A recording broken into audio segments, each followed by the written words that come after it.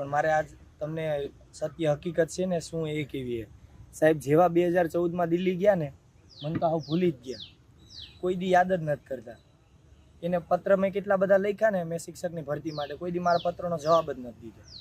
એને મળવા માટે અમે ઘણી કોશિશ કરી, પણ અમને અહીં ગુજરાતના સીએમને નથી મળવા દેતા, તો સાહેબને દિલ્હી સુધીનો કોન્ટેક્ટ છે, તો સાહેબને તો નહીં જ મળવા દે. એટલે આ સાહેબની તસવીર પાસે આવીને હું ઊભો રહી ગયો. અને સાહેબ જેવા 2014માં દિલ્હી ગયા ને, એ પછી એને વર્ષ દિવસમાં બધા નીતિ નિયમ ઘડીને એને નક્કી કર્યું કે આપણે 2015થી દર 21 જૂન 2015થી આપણે યોગ દિવસની ઉજવણી કરીશું. આજે 10મો યોગ દિવસ પણ એ ઉજવી રહ્યા છે. પણ સત્ય હકીકત આ જાહેર જનતાને મારે એટલી કહેવી છે કે સાહેબ ભલે યોગા કરતા જોજો, આમ જોજે, આંખો બંધ કરીને બેઠી ગયા ને, મારા સામું જોશ, હાવ મને ભૂલી જ ગયા. મેં સાહેબને ઘણી ટ્રાય કરી સમજાવવાની, પણ સાહેબ મારી વાત જ નથી સાંભળતા. ટેટ ટાટ પાસ ઉમેદવારોને આપણે અનેકવાર રજૂઆતો કરતા, રસ્તા પર ઢસડાતા અને આક્રમકતાથી બોલતા તો સાંભળ્યા જ છે. આટલું બધું બોલ્યા છતાં પણ જો એમનો અવાજ ન પહોંચતો હોય તો એ લોકો શું કરે એ પ્રશ્ન થાય છે. આજે એક યુવાનનો વિડીયો વાયરલ થઈ રહ્યો છે. ટેટ ટાટ પાસ એ યુવાન છે, તેજસ એનું નામ છે, અને પ્રધાનમંત્રીનું યોગા દિવસનું જે પોસ્ટર છે એ પોસ્ટર આગળ ઊભો રહી અને પ્રધાનમંત્રી સાથે વાત કરી રહ્યા છે. તેજસ કહે છે કે વ્યાયામના શિક્ષકો જ નથી, કઈ રીતના આપણે યોગા દિવસ બનાવીશું, યોગ દિવસ બનાવીશું? એવા અનેક પ્રશ્નો છે. ઘણી બધી શાળાઓ એવી છે કે જ્યાં એક જ શિક્ષક છે અને ઘણી બધી શાળાઓ એવી છે કે જ્યાં પૂરતા શિક્ષકો જ નથી. ટેટ ટાટ પાસ ઉમેદવારો સતત કેટલાય સમયથી આંદોલન કરે છે, અધિકારીઓ સાંભળતા નથી, સરકાર સાંભળતી નથી, તો હવે છેલ્લે પોસ્ટર સાથે વાત કરવાનો પ્રયાસ કર્યો છે. કારણ કે પ્રધાનમંત્રીને અનેકવાર પત્ર પણ લખ્યા છે. જે તે સમયે પ્રધાનમંત્રીએ કહ્યું હતું કે હું અહીંયાથી દિલ્હી ભલે જાઉં છું પણ તમારી સાથે જ છું, જો કંઈ પણ હોય તો મને એક પોસ્ટકાર્ડ લખજો. અને આ યુવાનો પોસ્ટકાર્ડ લખીને થાક્યા, અનેકવાર પોસ્ટકાર્ડ લખ્યા પણ જવાબો ન મળ્યા. એટલે હવે વિચાર્યું કે પોસ્ટર સાથે જ વાત કરીએ. તો તેજસ પોસ્ટર સાથે વાત કરતા કરતા પ્રધાનમંત્રીને શું કહે છે, શું સંદેશો છે, એ સાંભળો.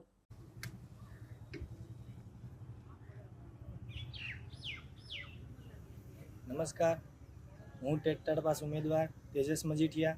આજે યોગ દિવસ છે 21 જૂન. હવે તમને એમ લાગતું હશે કે હું સાહેબ પાસે આજે કેમ આવ્યો. થોડીક તો તમને ખબર પડી જ ગઈ છે કે હું સાહેબ પાસે કેમ આવ્યો એ. પણ મારે આજ તમને સત્ય હકીકત છે ને શું એ કહેવી.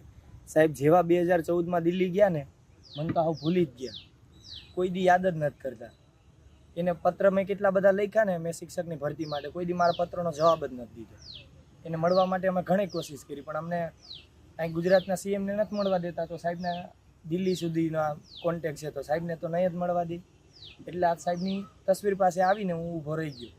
અને સાહેબ જેવા 2014માં દિલ્હી ગયા ને, એ પછી એને વર્ષ દિવસમાં બધા નીતિ નિયમ ઘડીને એને નક્કી કર્યું કે આપણે 2015થી દર 21 જૂન 2015થી આપણે યોગ દિવસની ઉજવણી કરીશું. આજે 10મો યોગ દિવસ પણ એ ઉજવી રહ્યા છે. પણ સત્ય હકીકત આ જાહેર જનતાને મારે એટલી કહેવી છે કે સાહેબ ભલે યોગા કરતા જોજો, આમ જોજે, આંખો બંધ કરીને બેઠી ગયા ને, મારા સામું જોશ, હાવ મને ભૂલી જ ગયા. મેં સાહેબને ઘણી ટ્રાય કરી સમજાવવાની, પણ સાહેબ મારી વાત જ નથી સાંભળતા.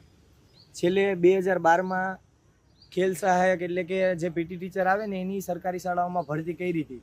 2012થી લઈને 2024 આજે 12-13 વર્ષનો ગાળો થઈ ગયો, તેમ છતાં પણ હજી સુધી સરકારી શાળાઓમાં પીટી શિક્ષકની ભરતી જ નથી કરી.